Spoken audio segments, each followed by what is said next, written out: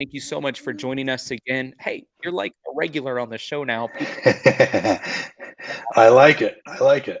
I tried to get you on last week at the last minute, and then your water heater or something blew up, so it's okay. And That it but you're did. That was a sloppy mess. I didn't appreciate my water heater wetting my entire garage floor. well, we really haven't talked much since the day that Brian Kohberger was arrested, I don't think. And so there's Mhm. certainly a lot that's came out. There's a gag order that's been put out, obviously, you're well aware of. But then today, the New York Post has this breaking news saying that there's been some information that's been leaked that he was messaging one of the girls several times. Did you see that news article? I have not seen that one yet. What do you make of it, though? Just hearing about it, said he'd messaged a girl several times. She never responded at all. There's a couple of things that came to my mind about how is this information being leaked, and then what does the information of him making several advances of like, hey, how are you? Can we talk? Kind of a thing with no advances. Like, is that digital incel type behavior? I don't know. Yeah, I'm not really surprised things are getting leaked. I wish they wouldn't, but we kind of live in a time at the times in a society where everybody feels it's so important to get out this juicy information on their own and kind of be that whistleblower or that leaker. And there's a gag order on this, so there's some stuff that probably shouldn't be getting leaked out. So people need to be very careful with what they're doing. But Yep. with that said, if he's made a lot of advancements towards somebody and clearly isn't getting the responses back, he doesn't take rejection very well, and then he becomes obsessed, and then he starts having that mental hold on there, and so probably was Yeah. what really kickstarted, if that's the case, may have kickstarted the whole chain of events that unfortunately left the four lives being lost way too early. So when you read that probable cause affidavit, tell me how you processed it and what you were thinking of. Well, I found it to be very interesting. I think law enforcement did a tremendous job, including the crime scene. They went through that meticulously, which is they Mhm. should. And I know that they were taking a beating from the outside world because everybody Right. wanted answers so fast. We live in a society where everybody's like, we want info, give it to me now. And it doesn't necessarily work that way. But as you go through this and you look at the steps that they took, they're very meticulous about where each person was, that they found the sheath on there. They ended up getting some DNA off of the button that was on that. You have shoe prints, and from the shoe prints, they were able to determine what kind of shoe that was, and by the design and just how they went about this entire case, and when everybody thought was hammering them down on not doing good enough on the videos, they actually had the videos, they had the I license know. plate, they were connecting all the dots, and they were actually doing a tremendous job. But what got everybody so concerned was that they kept it so close to the vest that nobody Yeah. knew what was going on, Yeah. which is smart. Law enforcement does that quite a bit. I think they kind of threw things off a little bit when it was several weeks later. They were like, "Hey, there's this white Hyundai," um, you know, but yet they knew about that for weeks. It's just I'm the way they curious went about about this from your perspective because one of the things that I think from being a secret service agent it. Mhm. that there's a requirement of, I would assume it's to be secret. I mean, like that has to be one of the major requirements. I saw, I know it's kind of like kind of a Well, funny in the way to say it. Secret Service, they don't. It's not so much that we're told directly. It's what we overhear. So that's really the Yeah. reason for a lot of the clearances. But Well, talking about things you hear, I saw a former Secret Service agent who wrote a book about the president that he served, which was the Clinton family, and mhm. was on the doing like a news circuit about this book that he'd written about the secrets of the Clinton family. And I was like kind of shocked. I was like, how does that even happen? Right. That could happen, from a Secret Service agent. Was there repercussions for that kind of thing? I'm not really sure what who this person was, what they wrote about, if the information he was releasing was something that was of secretive nature. Typically, whenever a government official, especially Secret Service, FBI, any one of those writes a book when they retire, they usually are required to give that to I don't know if it's Department of Justice or some sort of federal department that Hmm. actually gets to review that first to make sure there's nothing that goes out that shouldn't be going out, Yeah. to try to eliminate. I mean, you can write a book, you can share your stories, those are your experiences, and they don't have a problem with that. It's giving away secretive information that can put one of their lives at risk or give away something that it would hinder some sort of national security. So it's usually the steps that take It place. was more about how they're not nice people from his perspective, which I thought was Uh, unprofessional to release that information. You would never say yeah, that about the presidents that you no, served. But, no. it goes to just the deeper thing, thought that I have. It's like when you entrust somebody in law enforcement to be privy to some secret information or even the Mhm. intimate lives of people, you don't want that coming out. Right. And so that's one of the things where I'm like, well, the Instagram messages was coming out. And so it was a source of great criticism for the Moscow Police Department, but then it Hmm. became the thing that everybody celebrated them about, right? Isn't that ironic? It's like everybody was like so upset because we felt like they weren't doing anything. You called Right. it. They're like they knew everything. And then it comes out Hmm. like these people are great. Yeah, and that's typically the way it goes, and again, we live in times where everybody wants their information. They want it now. They they Yeah. they watch a lot of the television shows, and it looks like it happens so quickly. But even when I was doing job as a detective or things like that, we would wait sometimes months, many months for a fingerprint to come back, and it's just a fingerprint, let alone blood samples or Yeah. and it really depends on how backed up the crime lab was. Now, granted, this became top priority, so anything they had probably went straight to the top. But what people need to understand when you're waiting on evidence and you're waiting on that forensics to come back, uh, the forensics experts, the ones that are in there doing the DNA comparisons and what you have one shot at it. Mhm. Whether it's a cotton swab or some sort of towel, whatever the case is, and they cut that piece out and they use the chemicals and they put it in the machine, the centrifuge that spins. When they do all of that, right? If they make one mistake, just one mistake, that entire sample is now gone. Like you That's a can't good point. recapture that. It's completely over with. And if that was the only drop of mixed blood you had and that's what happened, you just lost your case. So that's why they take their time. They don't care about how much pressure people are going to say or put on them or try to speed things up. At the end of the day, they don't care. They're going to do their process the way it needs to be. And we just have to be patient. I know it's painful, but that's the way it Mhm. goes. Oh yeah, I think it is painful, and from the family's perspective, we saw some of that anguish coming out, which Mhm. you know their behavior is not necessarily justified, but it's definitely understandable. I think you know what I'm talking about with the way that some of them were outspoken. But what I Absolutely. really wanted to talk with you about is maybe connecting some of the dots between what we see in that probable cause affidavit, and then thinking through because tomorrow I'm going to have Dale Carson on, and I'm going to talk to him a little bit about some of the defense potential strategy, but Mhm. thinking through what we know in that probable cause affidavit, and just trying to like build a case that is this Brian Kohberger or not? Obviously, there's a presumption of innocence, but that's one of the things that I think is most frustrating about this case is there's a whole like slew of people on the internet that are continuing to come out and say things like, "Well, how dare you be on here talking negatively about Brian Kohberger? He is in our American judicial system presumed innocent and you're exploiting and blah blah blah blah blah blah blah." Mhm. It's like, no, we have 19 pages or 18 pages. That one page was like 18 pages of a probable cause affidavits. That's sort of like, in my opinion, connecting the dots where it's a very high likelihood that he is the one who's responsible for this. And so I thought maybe we could break it down, have some conversations about it.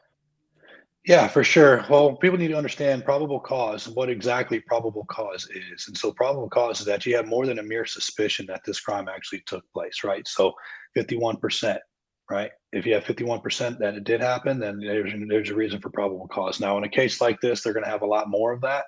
Um, so that's when you're looking at a probable cause affidavit. They're talking about the facts as they saw it and what's come to light since. It doesn't mean that there's a lot of evidence that hasn't come back yet from the crime lab. There's a lot of stuff Yep. that hasn't been processed, but for what they have more than enough information, more than enough evidence to say, hey, we are pretty darn certain that this is what happened.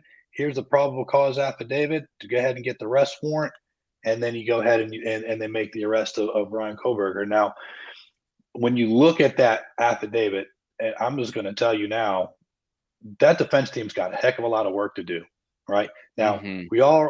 everyone's entitled to a fair and partial trial, right? Everybody gets that fair trial. You're entitled to a competent legal defense. And Mhm. so we're all going to get mad. People are going to get real mad and frustrated with what the defense team does. But keep in mind, that is their job, right? You shouldn't get, Right. I get it, but he's entitled to proper legal defense. Yeah. You still there? Oh, okay. My whole entire computer screen just went out, so I don't know Oh, what the that's deal is weird. with No, I'm that. still here. Okay, you can Yeah. still see me? Okay, Yeah, good. yeah, I can still see So you. so essentially, you have um, you have your defense, right? So they're going to try to poke holes in anything the prosecution has, but I'm going to tell you that this case right now is very, very secure for the prosecution. And I say that Yeah. because he's going to have a lot of answers to a lot of questions to answer. I mean, you drove by the residence multiple times. You've got cell phones Mhm. that put him on in that vicinity, and you got people saying, "Well, the cell phone data isn't necessarily accurate." And I'm going to sit here and Mhm. tell you right now, if that was the case, how are we catching criminals all the time? It's a good Just going to point. put that out there. Now, I can't sit there and tell you I can, but I won't on exactly how they are able to do that to figure it out. Only because I don't want to tip the hat to any type of criminal out there that when law enforcement's out Yeah. there doing this job, I'm not going to put them at risk on how it is they do what they do. But I will tell you that information is very accurate. Sometimes it can get within feet or yards of your suspect. So good Wow. luck explaining why you drove by that residence multiple times, why your I think vehicle was on the cameras. I mean, that's one of the things I was gonna point out was, like, he'd been there 12 previous times, and Hmm. I know my family and I are on the app called Life 360, and, Hmm. like, my cousin lost her phone, and so she Facebook messages me and said, "Can you show me where my phone's at?" Because she lost it, and I'm like, "Well, you took your kids to the bus, and it's out it's out on the ne laying next Right. to the driveway," because I could Right. see it on like, it's, like, shows you Yeah. a graphic, a satellite imagery. I'm like, and a circle around it. And I was like, this is exactly where it's at. She walked outside. She had been searching for it for 4 hours, walks outside, picks it up. And so I would assume that that same type of technology, has an availability from law enforcement. So they said that's one of the things, the probable cause statement that I thought was the first clue piece. Had he been there before? Yes, Hmm. 12 times. Exactly. I mean, there's no reason for him to be there like that. To go there 12 times, especially multiple times, Now, if the he the was a morning student at the or the University of evening. Idaho, maybe, but he's not. He's a student at Washington State University. He's Why crossing is state he lines. hanging out around Greek Row at University of Idaho? Exactly. And another problem he's going to have too is, good luck. Good luck with the trying to explain why you turned your cell phone off during the times of the crime after you had already submitted a survey for Yeah, your PhD or master's degree program about how people commit their crimes and what is yeah, something that he needs to know. And then he's getting recommendations from the criminal saying, well, make sure your cell phone's turned off. yeah. And lo and behold, he turns his cell phone off. So he's gonna have some tough things. They did surveillance on him for multiple days Yep, before they arrested him, and he's wearing surgical gloves. And on top of that, he's going through his car and meticulously cleaning it, which tells you that he was worried about having some sort of DNA remaining inside that vehicle, whether it's hair fibers, blood. Maybe that's where the knife was at one point. So he's meticulously cleaning it because he wants to make sure he gets it all out of there because he thinks he's going to continue to stay a step ahead of law enforcement. wasn't that fascinating? I think that he was probably tipped off by the 2 times he got pulled over within 10 minutes. I don't know that to be true. There's been some discrepancy in the air about whether that was directed or not, but directed or not, I bet in the back of his mind he's thinking, "I think they might be on to me."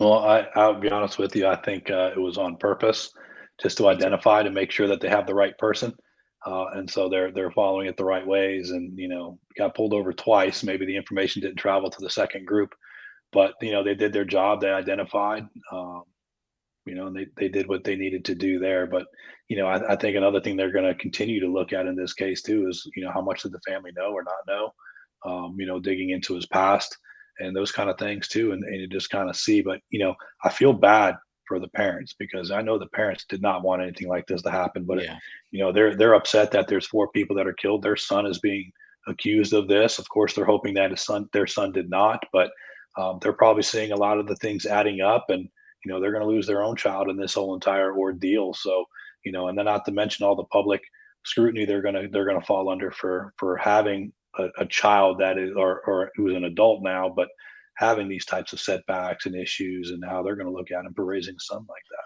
It's That's why I unfortunate. was like, the dad had to pick up on some clue pieces, I wonder what that conversation was like. "No, let me take the trash out at 4 a.m. wearing gloves to Right, the neighbor's trash." Like, you know what I mean? right. Nobody take the trash out. I wanna take, like, I thought when they're gonna think back, they're gonna think through all of those little things like that that had Mhm. happened along the way, and they're gonna be like, "Oh, yeah, that's what that was about. That's why he kept telling the police officer we were going to get Thai food when we got stopped." You kind of broke up there on the very end, but I get what you're saying there. And I think if you look at the body cam footage, that photo that you see circulating, he looks very intense Yeah, when he's being pulled over on what's going sure on. does. Very, very, very nervous, and I'm sure he was quite paranoid after the crime. But you know what else I find interesting is that he came back to the crime. You know, after he had committed them, he came back. Now, whether he was coming back to collect something or to see what they were doing, you know, and that's not uncommon. A lot of these criminals come back to the scene of the crime because they're curious. They want to know, what evidence are you pulling out? Is there something that's going to incriminate me? So they do those kind of things. So you know, a lot of times in law enforcement, will at least I used to do on my scenes is have somebody photograph the people that are present, or take a video camera and record the scene and who's all there, because a lot of times you're a suspect standing there watching. Oh, that's really interesting. Well, here's that picture from the body cam footage that you're talking about. He looks terrified. His dad's like a little confused. He looks terrified. Oh, he's definitely terrified. He thinks the walls are closing in on him right now. That's what he Yeah. was thinking in that photo. So he was there 12 times. Clue Mhm, piece one. He shut his phone off. Clue piece two. He went back to the crime scene at 9 a.m. Clue piece three. mhm. I mean, if there was nothing else, like if we had nothing else, that would be cause enough for me to have some concern. Right there. Those things right there. Absolutely, but what's gonna do him in is that, DNA. You know, right now they got his DNA on that sheath that was recovered right next to the body, right on the button, and that's where they recovered that from. So just wait, and I have a pretty good feeling that it was reported that one of the victims had defensive wounds, or two of the victims had defensive wounds. Yeah. I'm wondering what DNA is going to come back on that underneath the fingernails or somewhere. There's Right. going to be something. So, It's interesting too. You're talking about that sheath. Today, some experts were coming out and saying that Brian Kohberger likely had killed before. This was on an episode of Dr. Phil. It was Jonathan Gilliam who mhm, said it, but he's basically saying that him leaving behind that sheath, which is kind of ironic, right? Vegan that won't even use pans that have had meat on them having a leather sheath, but him leaving behind it is sort of like his calling card, and it could mhm. be pointing to the fact that he had done this before. Yeah, it's very possible. Look, Jonathan Gilliam's a great guy, extremely intelligent. I've had the pleasure to be on a show with him before, and he brings up a very interesting point that I actually agree that very well could be what he was doing. I mean, you look at some of the killers that are serial killers we've had. I mean, BTK killer being one of them. You know, he used to leave the card and he used to write BTK on it. You know, they always leave some sort of signature to let you know. It's like their way of teasing. So if he was obsessed, or this is what he was doing, or had already been killing already, that Right. very well could be exactly what he was doing, was leaving that sheath behind. But he left his DNA on that button, and shame on you. One thing that I started to think about too, and I've mentioned this to several different panel guests that have came on, is the potential that he used a different knife than what would have fit in that sheath so that he could have a possible defense. So if the knife's not found and the knife wounds don't match the knife that would be in the sheath, is that something that they'd be able to use, sort of as a criminal defense? Like, hey, these are not matching up. It's possible. Look, it's possible he used two different knives throughout the entire crime. We don't know that True. yet. Based on the stabbing patterns and the cut patterns within, when they do the autopsies on the bodies, and which I'm sure that, I mean, they've already done that actually, but until when all that evidence comes back, that's when we'll really know. I mean, did he stab with the right hand, left hand, those kind of things? They'll be able to tell that. Now, do I think that's going to carry any weight for a defense? No, I don't think it's going to carry any weight whatsoever. Good luck explaining why your client Yeah. was 12 times. The obsession, um, shoe prints, fingerprint, or Mm. DNA left on the sheath. Being arrested, his strange behavior when he got back to Pennsylvania. I mean, there's Right. there's so many things involved with this. Good luck, your surveys, and it's really important too when you take a look at. I know there's questions have been raised about, well, how do you make the determination for premeditation on the murder, right? Right. And it's very important to look at his studies and look at the surveys he was doing and how he's asking criminals and how do you get away with this and how would you beat a murder? What would you do? He's looking for tips. He's looking for ideas. All that is incredibly important for the prosecution because that's going to show how long he's been planning this, how long he's been trying to collect data and information and new ways to commit this crime, from the public. I At the want my same hands time, on that thesis. yeah, and the same time, the defense is they need to come up with a defense for it. So they're going to have to dig through that as well, so they can try to limit the blow that's going to come from the prosecution on that. So got a Yeah, lot they're of gonna be court working dates coming hard up. to they're gonna be working hard to try to limit that. You're exactly right. I would love to get my hands on that, master's thesis that he wrote that would have been the product of the survey that he was asking on Reddit that you're Right. talking about, and it would be really interesting if his master's thesis or some of the projects that he was working on had nothing to do with those questions that he was asking. It one of the, folks that went to high school with him was saying that she believed that his attempt in going to criminal justice school and especially studying the psychology part of it was so that he could understand himself more because as we're learning from some of the social media posts that he had made 10 years ago, he didn't feel Mhm. much. There was no Right. remorse. He lacked guilt. He looked at his Mhm. family, he didn't see anything. He called himself an organic sack of meat. Weird way to label yourself. Right. But in the middle of that, there's some clue pieces sort of like being alerted about him. This is somebody who's suffering from potentially a level of antisocial disorder like Mhm. psychopathy. Yeah, I agree with you completely on that. I find that to be very interesting, and his weird ways of labeling himself. He was also bullied, was that overweight at one point, and very well could have gone into psychology. I don't know so much about the criminology aspect of it. I think he got into Right. criminology to specifically learn how law enforcement does what they do Yeah. to investigate. As I think he had this in him, or at least thought about it for many years before he put it into action. But the psychology of it would make a lot of sense if he's trying to understand himself. Or maybe it's something his parents actually recommended that he do to try to understand himself or so they can help understand who he is. Do you think he wanted to get caught?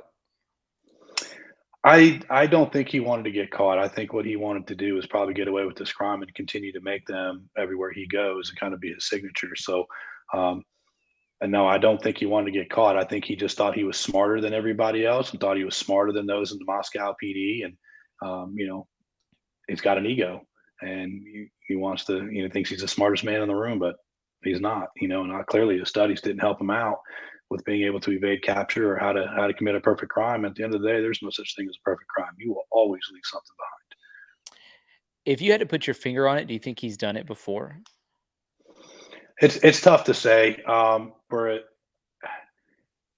not really 100% certain on that because he was asking people if they did murder, how would they get away with it? And it looked like he was trying to, pry some of that information from the public and the criminals and what they would do. If he has done it before, it'll be real interesting to see what law enforcement agency has an unsolved case at this point, where maybe a sheath was left behind or some sort of signature. Maybe the DNA now that they're running it are rerunning that DNA to see if it is a hit for Kohberger. So it'll be interesting to find out. But it's really hard to say. It's hard to say. I mean, he went and killed four people. If that was his first attempt at it, it's sad that he went and killed four people. It takes an awful lot of energy to do it, but he also didn't do a very good job of trying to get away with it. And I'm glad that he didn't Me do a too. good job because he needed to be caught because we don't need people like that out in the public. Now, do you think that it's likely they have a significant larger amount of information in than what they released to us in the probable cause affidavit? Oh, for sure. They're not going to give away all their cards. Look, the way it's going to go, he's going to have a preliminary hearing. And then, defense is going to have an opportunity to, what they'll refer to as a motion to suppress evidence. And basically, what happens at the preliminary hearing, it's a free shot for the defense to hear exactly what evidence the prosecution team has. You can't you have to be able to share that information back and forth from across the aisle on a case, especially one of this magnitude. So they're going to have to come forward with some of the information that they have. Now, as things come in over the time, because this isn't going to go to trial anytime soon, they're going to have to share that information with the defense because, again, he's entitled to a competent legal defense team that's going Yeah. to try to put together a fight for him. And that's just the way our justice system works. Um, but they're going to have a tough time with that, and they're going to hear more than what's in the probable cause affidavit as soon as they get to that preliminary hearing. One of the biggest pieces of information that we've sort of have to fight against, at least on this channel, is sticking up for the two that were inside of the house. I don't Yeah. know why that there's so many people coming after them. In my mind, that they're victims. How have you processed that? And I'm sure that you've had to talk about it, or maybe you've thought about it, Oh yeah. about the two others that were in the house. Look, I will tell you it like this. I think the people that are giving them a hard time need to stop and stop immediately, because and for those that are giving a hard time, how many times have you actually seen your friends brutally murdered? That's right. And so people react to trauma in different ways. I can tell you from experience in combat, when I was in the military, I've seen people completely and utterly freeze in combat. Hmm. People that you would never think in a million years, the ones who are always brazen and tough through everything, when the bullets started flying, they were completely and utterly combat ineffective for hours. And Yep. that's how people react to such a stressful situation. When you look at this, as they refer to as DM in the affidavit, you know, why didn't this person call 911 right away or anything else? Well, you just looked and seen your roommates Yeah. brutally murdered. Okay. The guy saw you. He knows where you live. You don't know if he's hanging right around the corner or what the case is, and you are in complete and utter shock. And until you can get Exactly. out of that, you got that fight or flight mode. Person Yep. obviously went into flight, not so much into fight. And Yep. everybody is going to handle such a traumatic event differently. So I don't think they should be giving this person or these two roommates a hard time. I mean, like I said, how many times have you walked out of your room and saw something like that in the middle of the night when you were just in a complete comfortable sleep? It's going to affect you Yeah. differently. No, it affects everybody differently. And then something that I've learned from just in my own family, my cousin who is 18 years old, he has had two people in his as classmates that have died in the past year. And it's like Mhm. even just the response of knowing somebody at that age that has died has tremendously impacted them. It's like you're not used to it. You're not used to having to deal with loss. A lot of people that age have never lost anyone in their family, and much less a peer. You don't think when you lose somebody, it's going to be somebody that you went to school with every single day. Right, And then imagine, like you're saying, walking out of your bedroom, being literally a hair away from you being the one that's murdered because she was able to see him through her bedroom door. And right.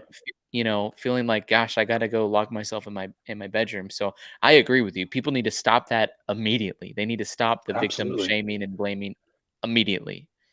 100%. I can tell you, I suffer from PTSD from my time in combat and things like that. And there's certain things that I just can't hear it, or it'll be waterworks right away. Amazing Grace being one of those with bagpipes. I can't do it. Yeah. Flag draped coffins. The second I see that, it's immediate. It's just a trigger for me.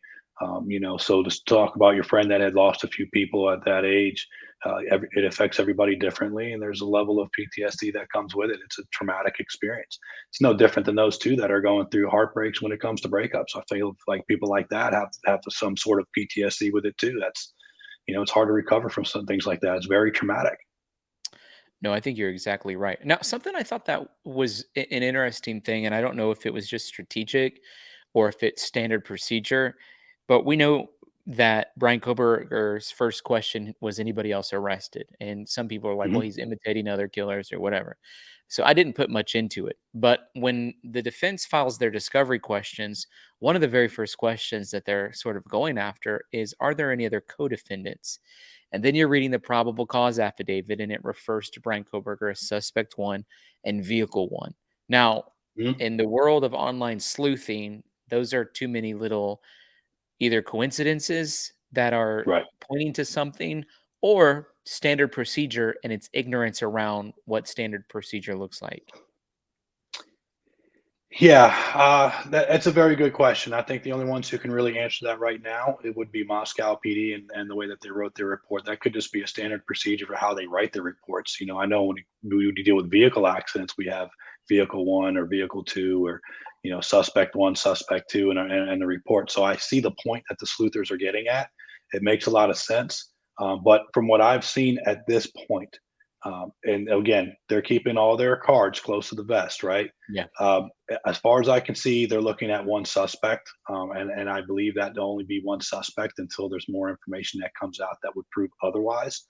Um, but that could just be, you're talking about an 18-page affidavit. That might just be the easiest way to describe it all the way through instead of writing, white Hyundai or Brian Kohberger's name. It's just suspect one, vehicle one. And as long as they stay consistent throughout the entire affidavit, that very well could be the reason. What are some of the lessons that can be learned from this? Because I think there was an element of sort of being in that party house in a big house where there's lots of people coming in and out. We Mhm. saw from the body cam footage that at times when the police would show up to deal with the noise disturbances, the main people who were living in the house were not even home. And Right. it sort of felt like it was just a revolving door. And so, from my perspective, one of the big lessons to take away is in the culture that we're living in, it's probably not a safe bet to have your house sort of like an open door policy when you're living Right. in a college town of 11,000 people and there's a college 10 minutes away of 20,000 people. Yeah, I mean, look, I've been to college. I've been to college. We've all been on college campuses, and it's a different environment. Everybody's kind of partying all the time and coming in and out, and going, whether it's fraternity houses, sorority houses, just a known party house. It's kind of Yeah, what comes with it. I think in this particular case, it's such a small town. They probably never thought a crime like this would ever happen there. yeah, And unfortunately, those are the ones that usually are the biggest targets because they're the most vulnerable. But I think people need to realize that you need to, your security is first and foremost, and this can happen anywhere. So having the right camera systems around the house, or securing the residence when the party is over with, making sure you know who is at the party instead of just having, you have a party and there's 100 people and you only know 30 of them. Who are these other 70 people? You need to know who's at the party, who they're bringing, and that way you're at least familiar with who these people are. But you have to take security seriously these days. now when you were in college you won a national championship in the college I football, did. which is really cool. A friend of mine went to Alabama one time. He showed me his Ooh. rings. He has like SEC champion, like two hands full of rings, like they won Yeah. everything whenever he was there. But Yeah. I wonder what the culture would have been like on a Saturday night after a football game. Madness, I will tell you that. That was one of the greatest things about playing in Louisiana and Baton Rouge. There's nothing better than Death Valley on a Saturday night. And, you have 100,000 plus screaming fans inside the stadium. You got another 150, 200,000 outside the stadium, all cheering at the same time. And then when the game's over with, everybody's partying on the campus, or, they're in the local bars and the establishments and restaurants. So as a football player, anywhere you go, you're a celebrity. Yeah. And it's pretty nice because you're going to get immediately let in anywhere you go, especially if they know who you are. So there's a lot of partying that goes on, especially with a big win. When you beat teams like Alabama. Well, this was when you beat teams like Alabama. So this was a football night. This Mhm. Saturday, November 12th. I think it may. I don't know if it was the last home game. It was kind of a big game, I think, of the season for them at the University of Idaho. I would just imagine they lost. I think that day, but I would just imagine on game days it's just next level when it comes to sort of like the Mhm. party culture around what's happening, and probably in Greek life, sororities and fraternities, it's even next level on a game Mhm. day. Is that accurate? I mean, can you confirm or deny? Very much accurate. It's when you want to have your biggest parties. People travel from all over the place. You have friends that come from other schools that may not even attended. Like in my case, LSU, they may have gone to a community college or a school, close by, or a smaller one. So they come in for the big game, and you look at Yeah, it for University of Idaho, or maybe they came in from Washington State. It's not far away. So, you know, it's a good opportunity to have a lot of people travel in, and you can really have one heck of a party that way if that's what your goal is to do, especially if it's a big game or a rivalry game. Most in college football, most of your last regular season game of the year is your rivalry game. So that's yeah. usually when you're gonna have the biggest parties. And I'll say like in Nashville, which Vanderbilt has a team obviously in Nashville, but they're not the best football team. But Tennessee had a good team this year, which is in Mhm. Knoxville, 3 or 4 hours away. But when Tennessee had a game, Downtown Nashville was insane. It Mhm, when Tennessee, 4 hours away, was having a game, in my city where I live at in Nashville, it was insane this year. mhm, And so I couldn't imagine, like, when you're actually on the campus at the University of Idaho, and so I think when you're looking at maybe some of the strategy of maybe what Brian Kohberger was thinking or processing through, that there's probably a strategy around a game day. We know Kaylee Gonsalves wasn't necessarily living at that house really at that time. She'd kind of gone home. mhm. She went back specifically for that day to be part of the bar scene, show off her car, that kind of thing. Right. So I just thought that that's an interesting point that I hadn't thought about until you got on the show and I started thinking about winning college football games. And I thought, yeah, I bet there was a little bit of a party culture that was going on that day as well. Yeah, for sure. I mean, you very well could have thought with all the people coming to campus for the game, it's more of an opportune time to commit the crime because there's more people and more suspects for them to have to go through. Yeah. But he chose a little after 4 o'clock in the morning, and most people aren't out at 4 o'clock in the morning. So I don't know how much weight that theory would end up holding. Yeah, probably not much. We do know that around 3:30 a.m. there was those undercover police officers that were stopping people about 30 seconds away from the house, walking to the dorms from apartments or whatever that surrounded that 1122 King Road address. And so there was an Mm. element of people still out and about and making their way back Oh home. And yeah, there for also sure. were undercover police officers sort of doing some checks. Yeah, absolutely. I thought that had to be one of the most heartbreaking things to imagine if you were the undercover police officer that night, you know, 30 minutes after you left a spot, potentially in a house 30 seconds away from you, four innocent people were brutally murdered in Hmm. their sleep. Gosh, how could you No, process that? absolutely. It's very tough to process. Sorry about that. My computer screen went out again. The thing is that those undercover officers were probably being watched by him that whole night. So as he was going up and down and I see. doing his driving, it's very possible that he was just sitting there watching them and waiting for them to leave before he can go ahead and commit his crimes. And that happens a lot. When you work in law enforcement, somebody's always watching you. And usually once you leave is when the crime commits. I mean, I had to work a shooting one time that we were literally just at this house for a disturbance, literally just there. As soon as we left, we got 2, 3 minutes down the road, just far enough away to where they can come by, do their drive-by shooting on it, and take off. And the person we were just talking to is deceased.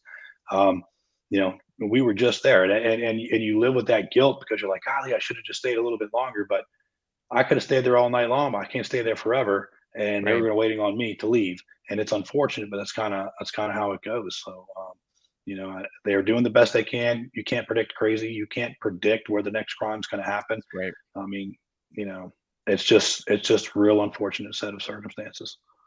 No, I And think I it's feel one of for them because I guarantee you they live with that guilt every night right now, and I feel that's what the I was same way. saying. Yeah, they have to be, just overwhelmed with this tremendous guilt Mhm. knowing that they were, a They were right literally there. a 20 I think it was like a 25 or 30-second walk And from the and what would be house. interesting too is to find out how many times they saw that vehicle driving by, what their eyewitness was. Mhm. They may have seen it and reported it. It'd be interesting to look back on the call logs if they said anything about a white Hyundai that keeps driving around. Yeah. Yeah, yeah, well, I analyzed the body cam footage. There does appear to be at one point a white car drive by in the background. It's too blurry to really figure out if it's a white Hyundai Elantra, but now Right. that you were saying that, I'm like, yeah, actually, he probably was driving around in that background, and, I uh, guarantee he was there watching the whole time. my gosh, that's wild. It's a whole a new level of thinking around this that I haven't Mhm. really taken some time to do. It If it you just were shows more premeditation. He waited, he was calculated, and he waited for the right opportunity. He had plenty of time to back away from me. He had plenty of time to stop what he was doing and have, whether he was angry about being rejected earlier that night, if that happened when he was out, you know, uh, whatever the case is, he had more than enough time for his blood to cool down to not go and commit a crime such as this. He specifically waited. He waited till the right opportunity. He broke into that residence and he murdered 4 people. It's premeditation all day long. And if he did this crime, as I believe he did, he deserves death penalty. he's stalking them 12 times, it's for sure premeditated. Hmm. Tell me a little bit about Jim Rathman, the company. What is it that you do?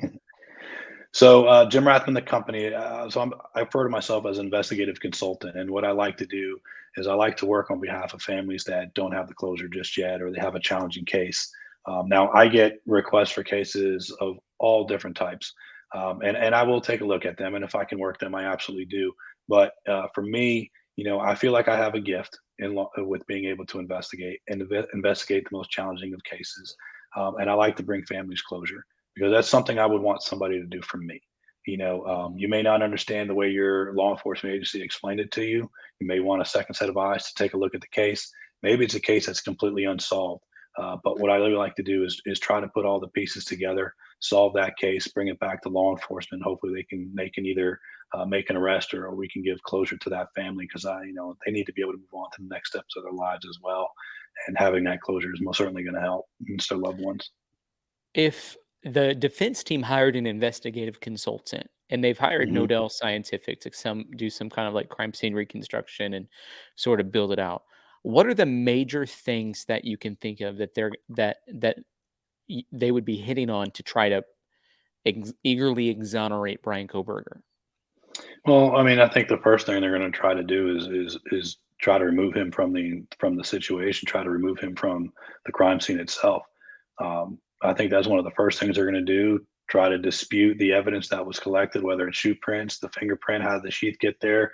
Who knows what it is they're going to try to do, but they're going to try to remove him from that situation as much as possible.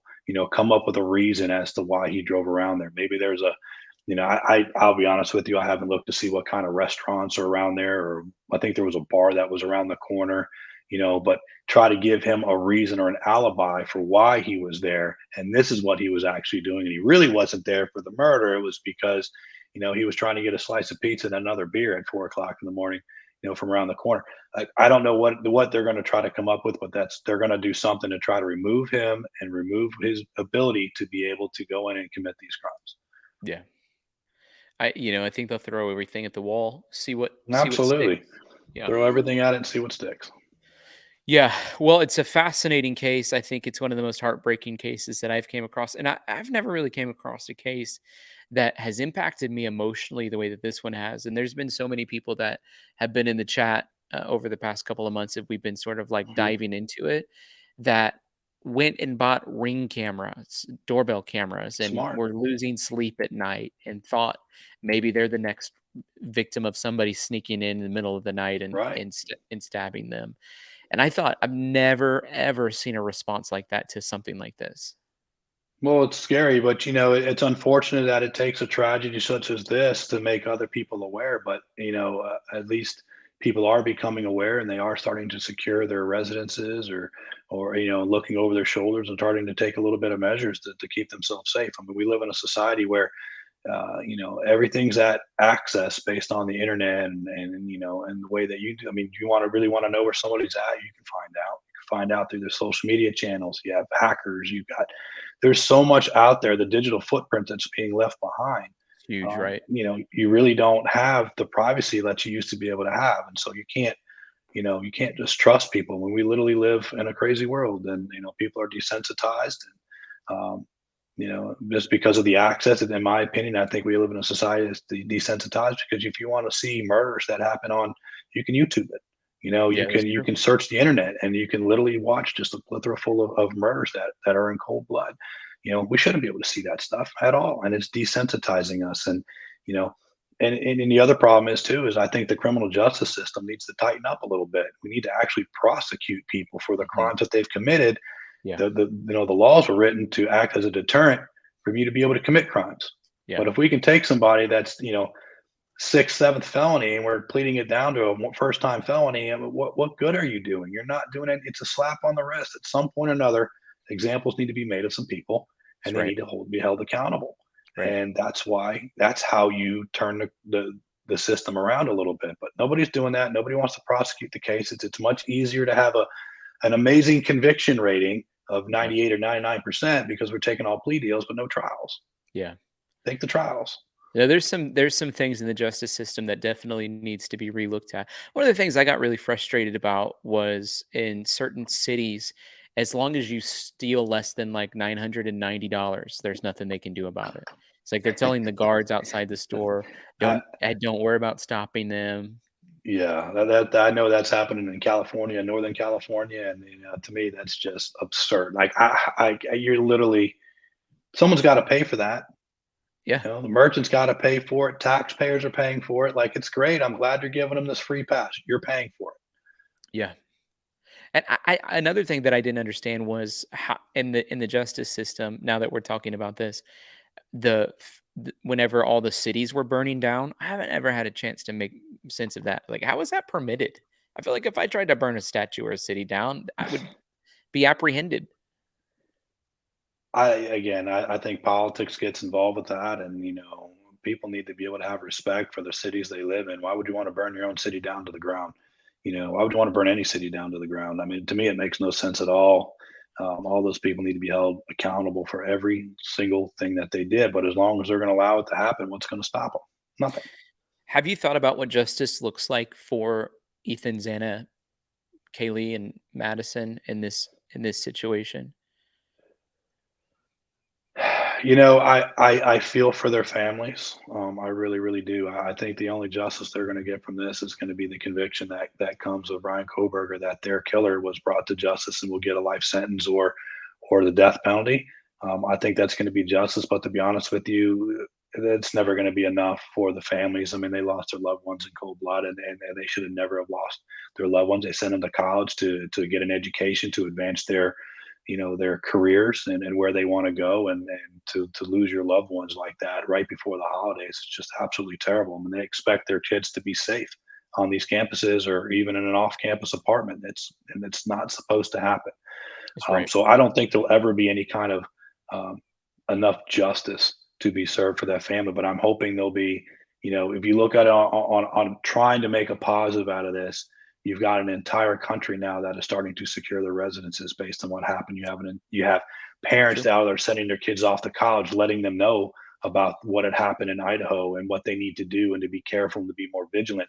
So if anything, they're bringing awareness. Hopefully this will continue to bring awareness for many years to come. Maybe there'll be some sort of scholarship funds that'll take place, at least at the University of Idaho and maybe some other areas. Make some sort of positive impact off of such a tragedy. Because I just my heart just hurts for those families. I can't imagine. I just cannot imagine. Another thing that I think could be shifted because I think this is a flaw in the way that we do e-commerce is when somebody has a house that's for rent, the floor plan is oftentimes available, and pictures of every single room is oftentimes available. So every single person in this case could type in 1122 King Road, and the owner has taken some of those pictures down. But in the initial days, we could go and see every single room in the house. We Yeah. knew that there are two bedrooms and one bathroom on all three floors. We had drawings of the floor plan. People were able to make 3D renderings of. I don't know that I don't know why it's like that. I can type in my neighbor's addresses and see Hmm. everything about their house. I don't Exactly. like that. I don't understand why that's allowed, legal, and people participate in it. Yeah, I mean, look, you can look at any one of the realtor type websites and you can put in an address of any home you want before it's been up for sale, and you can look at everything, even if it's been sold 5, 6 years ago, and you can get an entire floor plan from that. So yeah, that's a very good point. It's probably something that needs to be heavily monitored and looked at. I think when someone sells that home, that should be gone. Take it down. I want to give you a few final words. If you had to speak some wisdom into us from your experience, not as a football player, but I I'm interested in that on a separate note, but as a Secret Service agent, as an investigator, as somebody who served on the front lines, what are some things that just some words of wisdom you'd share with folks today about what we can learn from this case and ways to protect us? Well, you have to be vigilant of what's around you. You have to know who you're surrounding yourself with. I think we're at a different times where we can't just have an open door house party where anybody that wants to show up can come. I think you have to be very specific on who your friends are and who you trust. Yep. And because your security is paramount. So, adding the right security features to your residence, whether it's, ring doorbells or surveillance video cameras especially locking your doors at night and your windows, crazy is out there, crazy will try. I guarantee it. And it's when you are when your guard is completely down is when they're going to strike. So you always have to have some sort of Right. level of vigilance and protect yourself. I mean, it's just vitally important today. And Is and there any also try to eliminate your digital footprint. It's probably Yeah, not the best idea to say, "Oh, I'm doing a check-in at this bar," and yeah. or publicizing that you're on vacation somewhere and your house is wide open. They know it, so be a little bit smarter about that. Maybe post the photos after you've already gone and you're back home. Of what your trip and experience was, so they don't know that your house is completely open and vacant. I don't know why people are so personal, so publicly on social media. I've never understood that. I'm like, Hmm. I'm a public figure, so there's a lot about my life that's just out there due to the way that I've chosen to make a living right now. But as far as like post like what you're saying, I've never understood why people do that. Well, is there anything that you felt like in the case of Brian Kohberger, the Idaho 4 that we didn't talk about today that needed to be mentioned?